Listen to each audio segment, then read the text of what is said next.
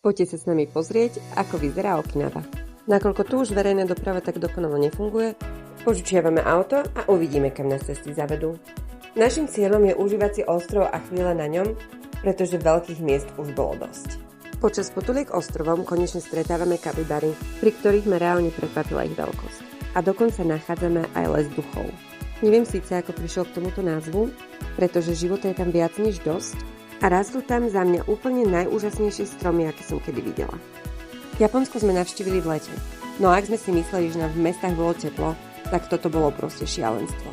100% vlhkosť plus 40 stupňov donúti vaše telo potiť sa aj na miestach, o ktorých si nemyslíte, že je to možné. Vydávať hociakú aktivitu je naozaj náročné, no nie je nemožné a za tie výhľady to naozaj stojí.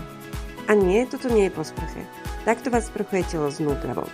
Sever Okinavy už len kvôli tej prírode a plážam bez ľudí stojí za návštevu. Pri troche šťastia dokonca môžete vidieť korytnačku len tak z brehu. Aj keď na druhej strane dostať sa ku tým plážam, napriek tomu, že tam ide cesta, nie je úplne možné. Pretože na vás odšadiaľ útočia odporné pavúky. A tak je niekedy lepšie otočiť to a užívať si výhľady na pláže z vrchu, alebo sa len tak túlať prírodou a užívať si každý jeden výhľad. Hlavný ostrov Okinawa má ale čo ponúknuť aj pod vodou. Aj keď ja osobne som od toho asi čakala viac, na tú naozajstnú nádheru šnorchala si nestačí, ale sklamaní samozrejme tiež nebudete. Len treba nájsť tie správne miesta, kade vstúpiť do mora.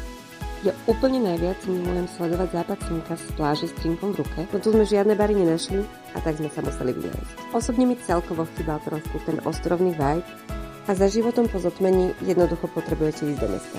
Jeden večer sme sa vybrali do tej preslávenej americkej dedinky, no skôr som mala pocit, že sme v Las Vegas.